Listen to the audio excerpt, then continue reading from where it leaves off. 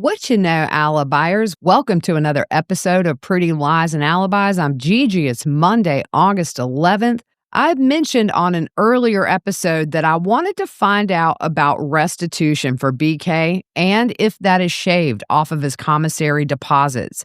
I had a listener in the comments let me know that they do practice that in Idaho, so I went to the website and here's what I found. The State Board of Corrections says on their website that if the court ordered an inmate to make restitution and the restitution is still owing, then 20% of each deposit made in the inmate's account shall be paid to the State Board of Correction, who shall within 5 days after the end of the month pay such monies to the clerk of court in which restitution was ordered and entered for payment to the victims. So there you go. 20% of every penny he gets on his books coming off. Speaking of which, Kaylee's dad told TMZ initially he hoped BK's commissary money would be taken away and used to fund his execution.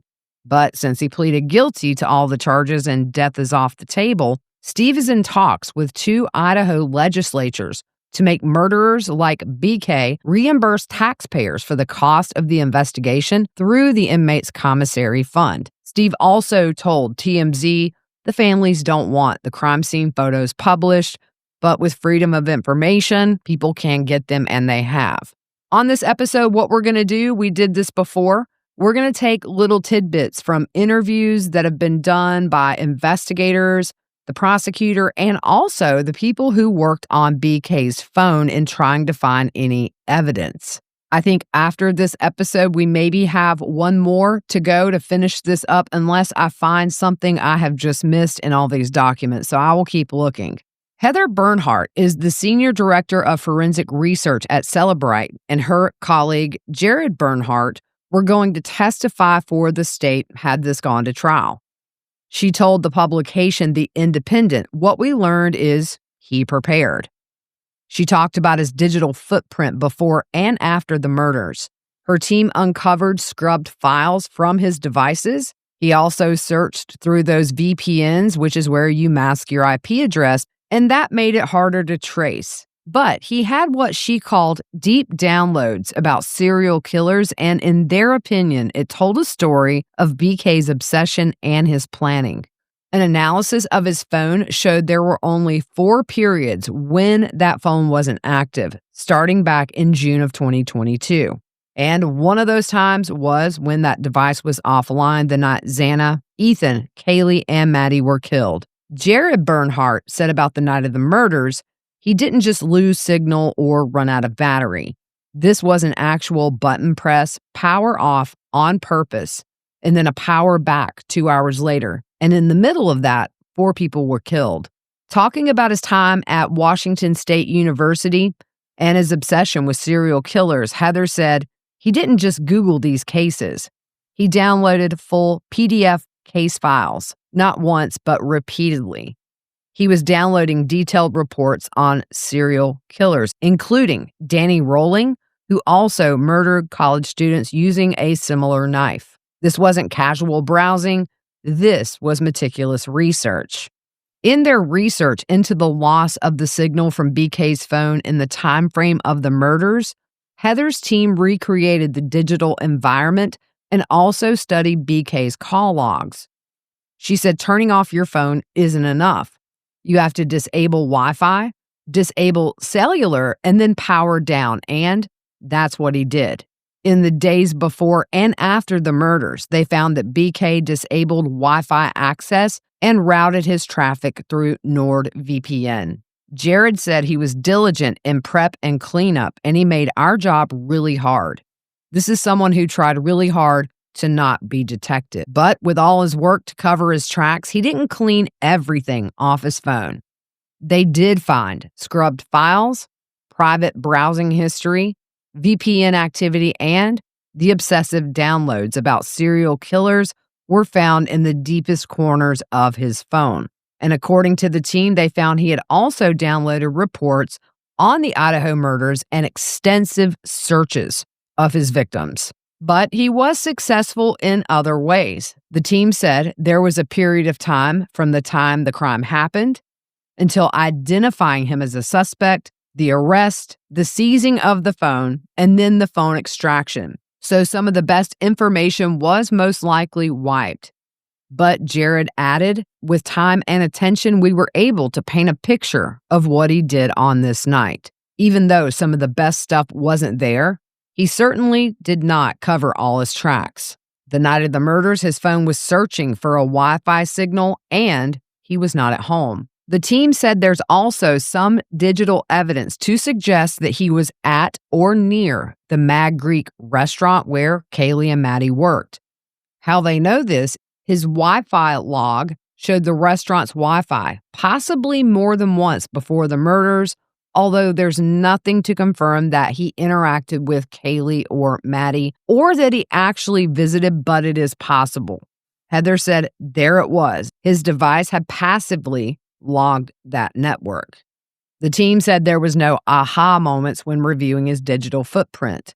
There was no single smoking gun, but the evidence did show preparation. Jared said DNA can tell you who did it, but the digital evidence showed us intent, and that's what we were going to testify to.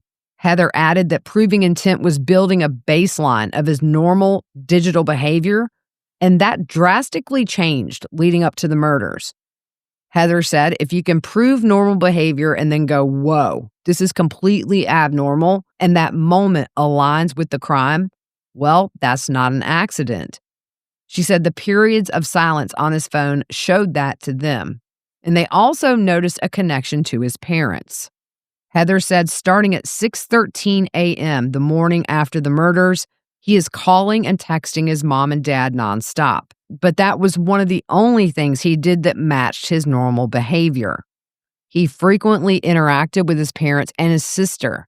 But leading up to the murders, there were very few signs of interactions with friends other than one brief contact that was with a group chat of classmates.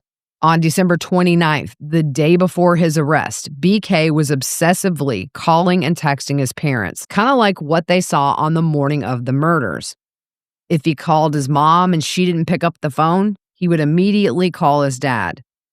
We know we've heard that while incarcerated at the jail, BK was on the phone with his mom for hours every day. That same day, BK searched for terms like paranoia and wiretapping. Heather said after all of their exhaustive searches, they never could pinpoint a why. She said that was frustrating because they wanted to do that for the families, but she said they did find the how. She said this isn't someone who just snapped. This was someone who planned. He didn't accidentally stumble into this house or commit this heinous crime. It was intentional. Moving on to another story by E-Online. Prosecutors say BK planned to accuse other people of the murders. This was that last-ditch effort with the alternate perpetrator theory. In a filing by the judge, it describes the connection that 3 of the 4 names given by BK had to the victims. He wrote they were each socially connected to one or more of the victims, interacted with one or more of the victims at social events in the house prior to the homicides, lived within walking distance of the crime scene, and they were familiar with the layout of the victim's home from prior social events. Judge Hippler noted each of the 4 individuals BK named had cooperated with police, including given their DNA and fingerprints. Hippler also said that 3 friends lived within walking distance of the now demolished King Road house, and that conflicted with the investigation's finding that the perpetrator drove a vehicle to the crime scene. While none of these suspects that BK named were identified in the filing, one was believed to be Kaylee's ex-boyfriend, and he gave his fingerprints 13 days after BK's alternate perpetrator theory filing. A friend of Kaylee said there were no issues between the two and noted they shared the dog Murphy together. Now, after this motion failed, that is when BK pleaded guilty to all charges because that was their last chance. Prosecutor Bill Thompson talked to 48 Hours correspondent Peter Van Sant. He said they did not pay attention to social media during the investigation.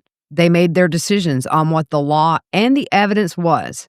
and said they were successful, insulating themselves of public opinion on the internet. On being in the house and seeing the aftermath of the murders, he said the murders were brutal, and this is one you'll never be able to erase from your eyes and your memory. He was inside the house before the victims' bodies were taken out. As to why BK committed the murders, he said they had people from the FBI's Behavioral Analysis Unit, their profilers, and they were on the case very early on.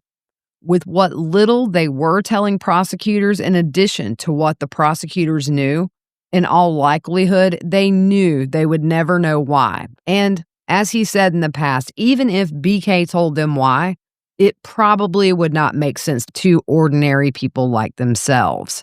When asked if he thought this could be a thrill kill by BK, he said they cannot rule out anything. He studied criminal behavior and serial killers. He studied how to manage crime scenes, and they planned to offer that at trial to explain why this crime scene was so clean of incriminating evidence and his car as well. He said there was a lot of thought and preparation for that, but no plan is perfect, and they don't know what might have changed his plans if it did change once inside the home because they don't know who he intended to attack first. He said, "We do believe Xana encountered him while still awake. That DoorDash order could have put him in a panic, and panicked people make mistakes. Or it could be he wasn't as smart as he thought he was."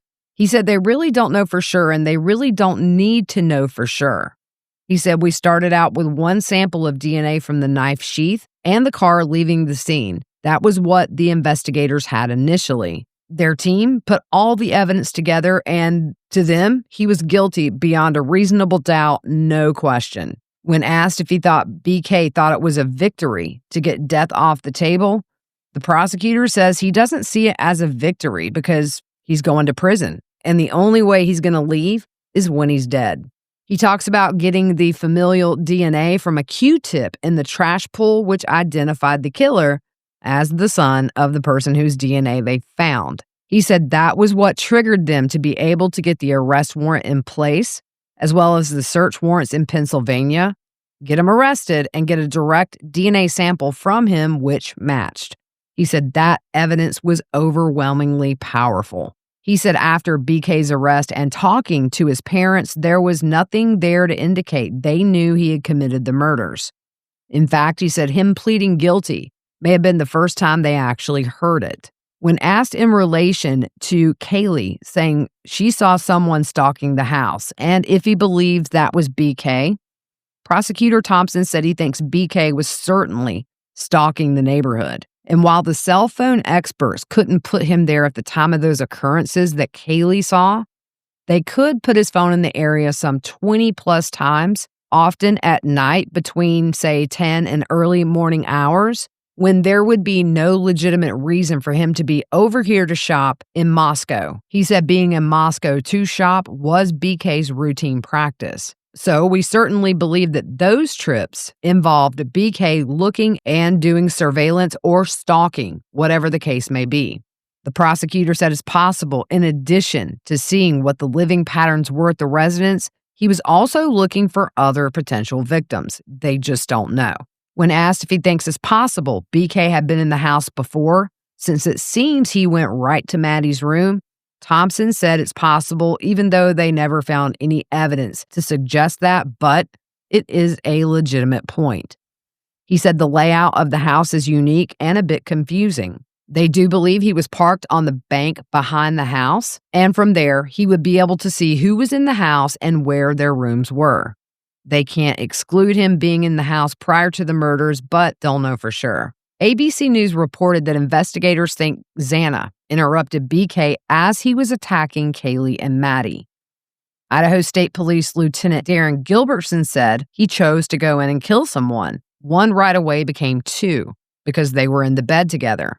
And as we know, Xana had just gotten her DoorDash delivery and was eating in the kitchen on the second floor. That's when she likely heard the commotion. Investigators believe Xana went up the stairs towards where Kaylee and Maddie were, which could have distracted BK. It could have thrown him off, and he felt like he had to do something. They think he left Maddie's room and followed Xana downstairs and that could be the moment he left the knife sheath. Investigators believe he did not run after Xana, and they also think this is when he said, "It's okay, I'm here to help you." Gilbertson also believes it was Xana who said somebody's here. That, as we know, was overheard by one of the surviving roommates. They believe at the point Xana got to her doorway, that's when BK began attacking her. Gilbertson also said BK would ask peers and colleagues, "How would you kill someone?" Investigators did find social media photos of female Washington State University students saved on his device.